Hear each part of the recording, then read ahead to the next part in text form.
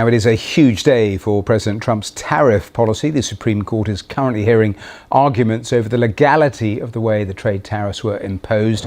And according to the president himself, the stakes could not be higher. Well, the case centres around whether he has the authority to impose sweeping tariffs on imports under a law designed for use during a national emergency. Very big day, and if you love tariffs, if you hate tariffs, it's an emotional roller coaster. It is unclear, even if Donald Trump loses, whether he'll actually abide by the decision. But let's put that to one side. Give me your assessment of the impact that tariffs have had there in the US and elsewhere. I think actually there's two sets of impacts. One is the direct one, which is tariffs raise costs. Those higher costs lead to lower profits for American businesses, or when they pass them on, higher prices for American consumers. That's the fairly direct thing. The second thing may be even larger, which is that America has shown itself to be a combative and often unwilling trading partner, an unreliable trading partner, and it's sort of tipped the bucket on the global trading system. And so you're seeing countries all around the world. Okay, so Donald Trump just did something that has literally never happened in American history, and I need you to understand how absolutely insane this is. On January 27, 2025, just a week after taking office for his second term, Trump's administration fired more than a dozen Justice Department attorneys. Not political appointees, not people he gets to replace when a new administration comes in. We're talking career prosecutors, civil servants, people who've been at the DOJ for years, sometimes decades, doing their jobs. And the reason they got fired? Because they investigated him, because they worked on cases against him, because they did what prosecutors are supposed to do when they believe someone broke the law. And now they're gone. Just like that, terminated, escorted out of the building. And in their place, Trump has installed loyalists who are now bringing indictments against his enemies at a pace that would make your head spin. We're talking James Comey, Letitia James, John Bolton, people who criticized Trump, investigated Trump, or stood up to Trump. They're all getting indicted now. And if you think this sounds like something out of a different country, like the kind of thing that happens in places we used to call banana republics, yeah, you're not alone in thinking that. But before we go any further, real quick, let's be honest, you can't really trust headlines anymore. That's why we built Pump Politics, to bring you real stories, real context, and no corporate spin. If you want to stay ahead of the headlines, join our free newsletter. We'll send the news straight to your inbox every day. Just click the link in the description to join. And if you just want to support what we're doing, join us, be part of the community that actually cares about the truth. All right, let's get back to the video. Border Patrol agent was lying Thursday when he said he was hit in the head with a rock before deploying tear gas on protesters. Judge Sarah Ellis called the government's portrayal of Chicago untrue, finding the evidence presented by that agent simply not credible. In another embarrassment for Trump's DOJ this week, a man who threw a Subway sandwich at an officer in Washington has been found not guilty of the only misdemeanor assault charge that he was charged with. Let me break down what actually happened here, because the details matter. These weren't just any DOJ employees. These were prosecutors who worked directly on the most high-profile investigations into Donald Trump. The classified documents case. You know, the one where Trump allegedly took boxes of sensitive national security documents to Mar-a-Lago and refused to give them back. The 2020 election investigation. The one looking into whether Trump tried to overturn the results and stay in power after he lost. These cases were being handled by special counsel Jack Smith and his team. And when Trump got back into office, he didn't just fire Jack Smith, which honestly everyone expected. He went after the career prosecutors too, the people who aren't supposed to get fired when administrations change, the people who are supposed to be insulated from politics precisely to prevent this kind of thing from happening. Come on. The termination letters these prosecutors received, and yeah, we've seen copies of them, they literally said these attorneys could not be trusted to faithfully implement the president's agenda because of their past prosecutions of Trump.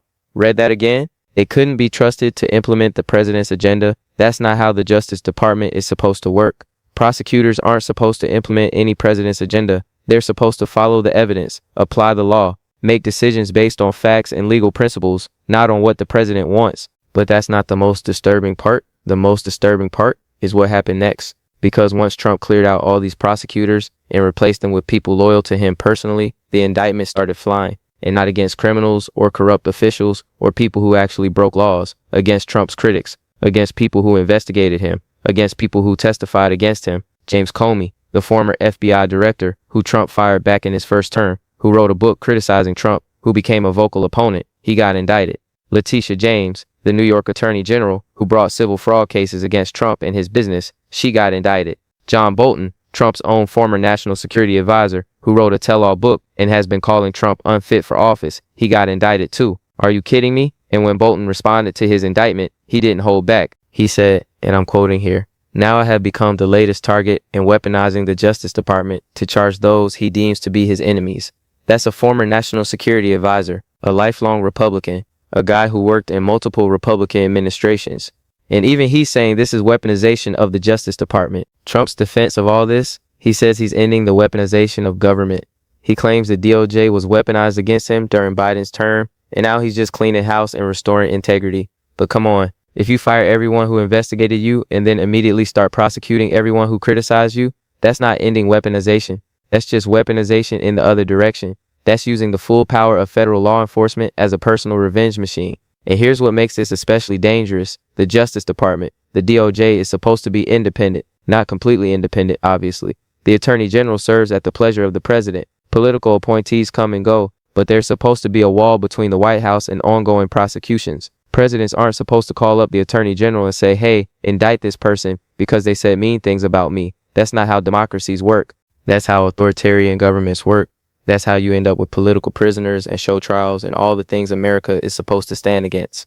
But Trump, he's never cared about those norms. He's never respected those boundaries. And now that he's back in power with nothing to lose, this is his second term. He can't run again. He doesn't have to worry about re-election. He's going full throttle. No restraint, no pretense of following the rules, just pure unfiltered retaliation against anyone who dared to challenge him. And the chaos inside the Justice Department right now is unprecedented. Career prosecutors are terrified. They don't know if they're next. They don't know if doing their jobs could get them fired, or worse, indicted themselves. Morale is in the basement. People are leaving, and the ones who stay, they're keeping their heads down, trying not to attract attention, trying not to end up on Trump's enemies list. This is wild, and we're only a few months into Trump's second term. If this is what's happening now, what's it going to look like in a year? In 2 years? How many more critics will get indicted? How many more career officials will get purged?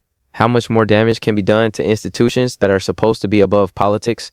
All right, so let's dig into the details here, because this story has so many layers, and the more you understand about how the Justice Department is supposed to work, the more disturbing all of this becomes. First, we need to talk about what happened on January 27th and why it was such a massive break from how things normally work. When a new president takes office, yeah, they get to appoint their own attorney general. They get to bring in their own team of political appointees at the top of the DOJ. That's normal. That's expected. Every administration does it. But what doesn't change, what's never supposed to change, is the career staff. The prosecutors and investigators and analysts who've been there through multiple administrations, who do the actual day-to-day work of federal law enforcement. These people have civil service protections specifically to insulate them from political retaliation. You can't just fire them because you don't like a case they worked on. You can't purge them because they investigated someone you're loyal to. There are rules, there are procedures, there's supposed to be a process.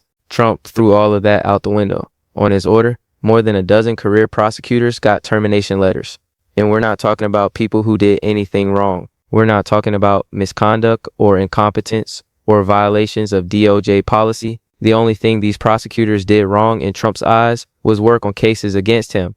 That's it. That's the whole reason. They were part of Special Counsel Jack Smith's team. They worked on the classified documents investigation. They worked on the January 6th and election interference investigation. They gathered evidence. They presented cases to grand juries. They did their jobs, and now they're unemployed. Come on. The termination letters are especially revealing. Senior DOJ officials, Trump appointees, people loyal to him, wrote that these prosecutors could not be trusted to faithfully implement the president's agenda.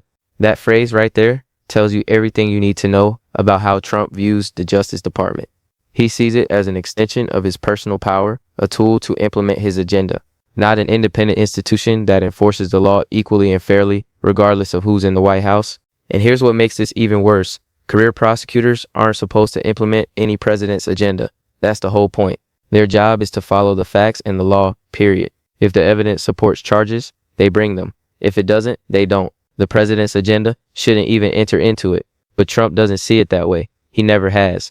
To him, the DOJ should be protecting him and prosecuting his enemies. And anyone who won't do that, they're disloyal. They're part of the deep state. They need to go. So that's exactly what happened. More than a dozen experienced prosecutors, people with years of institutional knowledge, people who knew how to handle complex federal cases, gone. And who replaced them? Trump loyalists. People who owe their careers to him. People who know that if they want to keep their jobs, they better do what he wants. And what does Trump want? Retribution. He wants the people who investigated him to pay. He wants the people who criticized him to suffer. He wants to send a message that if you come after Donald Trump, there will be consequences. And that brings us to the indictments, because this isn't just about firing prosecutors. If it was just about getting rid of people Trump didn't like, that would be bad enough. But it's so much worse than that, because the new Trump-appointed prosecutors at DOJ, they've been busy, really busy. And they're not going after traditional criminals. They're going after Trump's political enemies.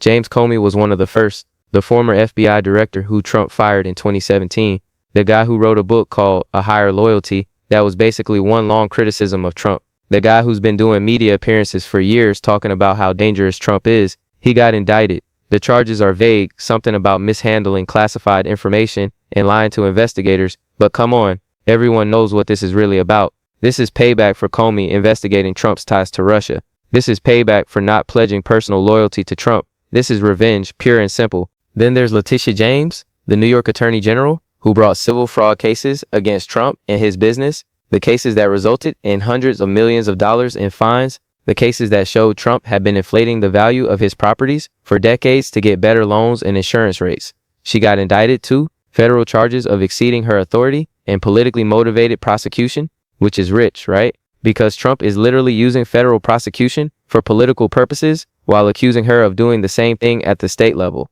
The hypocrisy is off the charts. And then John Bolton. This one is especially wild because Bolton isn't some liberal Democrat. He's a hardcore Republican, a former UN ambassador under George W. Bush, a former national security advisor to Trump himself. But Bolton wrote a book. He gave testimony. He said Trump was unfit for office and made decisions based on personal interests rather than national security. And now he's facing federal charges. Bolton's response to his indictment was blunt. He said, "I have become the latest target in weaponizing the Justice Department to charge those he deems to be his enemies." And this is coming from a guy who spent decades in Republican politics, a guy who's been a loyal conservative his entire career. Even he recognizes what's happening here. This is wild, but it's not just these high-profile indictments. The fear inside the Justice Department right now is palpable. Career prosecutors who are still there, the ones who didn't get fired in the initial purge, they're terrified. They don't know what cases they're allowed to work on. They don't know if pursuing certain investigations could cost them their jobs or even result in charges against them. There are reports of prosecutors declining to pursue cases against Trump allies, even when the evidence is strong, because they're afraid of retaliation. There are reports of investigations being shut down or redirected based on political considerations rather than legal merit. The whole system is breaking down. And here's the thing about institutional credibility. Once you lose it, it's incredibly hard to get back. For decades, even people who disagree with specific DOJ decisions generally believe the department was trying to be fair. They believe prosecutors were making decisions based on law and evidence, not politics. There was trust in the system, even if it wasn't perfect. Trump is destroying that trust every time he fires a prosecutor for investigating him, every time he indicts a critic on questionable charges, every time he talks about the DOJ as his personal law enforcement agency. He erodes public confidence in federal law enforcement. And that damage doesn't just affect his administration, it affects every administration that comes after. Because once half the country believes the DOJ is just a political weapon, how do you restore faith in its independence? How do you convince people that future prosecutions are legitimate and not just politically motivated? You can't. Not easily. Not quickly. Trump is doing long-term damage to institutions that took centuries to build. And for what? To settle personal scores? To punish people who criticize him? To send a message that he's untouchable? It's madness. And the worst part is, there's no real check on this behavior right now. Congress? The House is controlled by Republicans who are mostly terrified of Trump. They're not going to hold him accountable. The Senate? Same story. A few Republican senators might express concern in carefully worded statements, but they're not going to actually do anything about it. The courts? They can review individual cases, sure, but they can't stop Trump from firing prosecutors. They can't force the DOJ to operate independently. They can only rule on specific legal questions when cases come before them. And that process takes years. So Trump has basically free reign to do whatever he wants with the Justice Department. And he's taking full advantage of it. He's purging anyone who opposed him. He's installing loyalists who will do his bidding. He's using federal prosecution as a weapon against his enemies. And there's no one who can stop him, at least not in the short term. This is exactly the kind of thing the founders worried about. They designed our system with checks and balances precisely to prevent one person from accumulating too much power and using it for personal purposes. But those checks and balances only work if people are willing to enforce them. If Congress won't check the president, if the president's own party won't hold him accountable, if career officials are too afraid to resist, then the whole system breaks down. And that's where we are right now. The system is breaking down. The norms that held for decades are being shattered. The institutions that were supposed to be above politics are being dragged into the mud. And Trump, he doesn't care. He's getting exactly what he wants: revenge against his enemies, protection for himself and his allies, total control over federal law enforcement. This is wild, and we're watching it happen in real time. Every day brings new reports of prosecutors being fired, or investigations being shut down, or Trump critics being indicted. It's chaos, it's unprecedented, and it's only going to get worse before it gets better. So let's break this down into what actually matters, because there's so much happening here that it's easy to lose track of the big picture. But at its core, this story is about three things: power, and whether our institutions are strong enough to survive a president who's willing to burn them down to protect himself. First, let's talk about the unprecedented nature of what Trump did. Firing career prosecutors for working on cases against you is not normal. It's not something that happens in functional democracies. In other countries, places like Russia or Turkey or Venezuela, yeah, this kind of thing happens all the time. A new leader comes in and purges everyone who investigated the previous regime or who might pose a threat. But those aren't countries we usually want to emulate. Those are countries we point to as examples of how not to run a government. The United States is supposed to be different. We're supposed to have rule of law. We're supposed to have independent institutions that aren't subject to the whims of whoever's in power. Career civil servants are supposed to be protected from political retaliation so they can do their jobs without fear. Trump destroyed all of that in a single day. By firing those prosecutors, he sent a clear message to everyone in federal law enforcement: if you investigate me or my allies, if you don't show loyalty to me personally, your career is over. And maybe worse than that, you might end up indicted yourself. That's not how justice is supposed to work. That's not the rule of law. That's the rule of one man. And once you cross that line, once you turn federal law enforcement into a personal protection and revenge operation, there's no going back. Not easily. Because every future president is now going to look at what Trump did and think, hey, I could do that too. I could fire prosecutors I don't like. I could go after my political enemies. Trump opened that door, and it's going to be very hard to close it again. Second, the indictments of Trump critics are even more disturbing than the firings.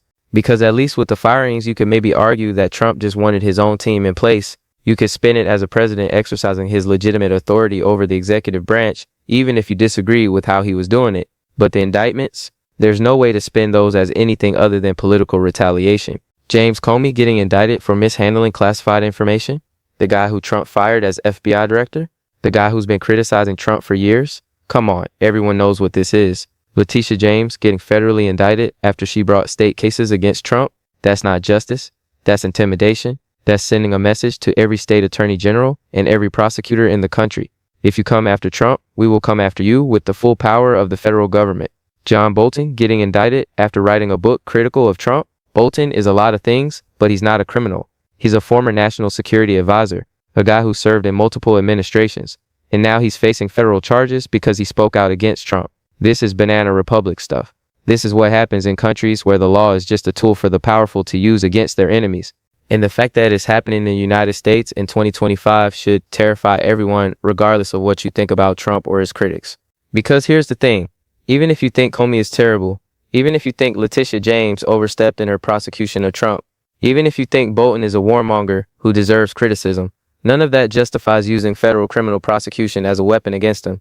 If they actually committed crimes, fine. But these charges smell like pure politics. They smell like revenge. And that should concern everyone. Because if Trump can do this to his enemies, any future president can do it to theirs.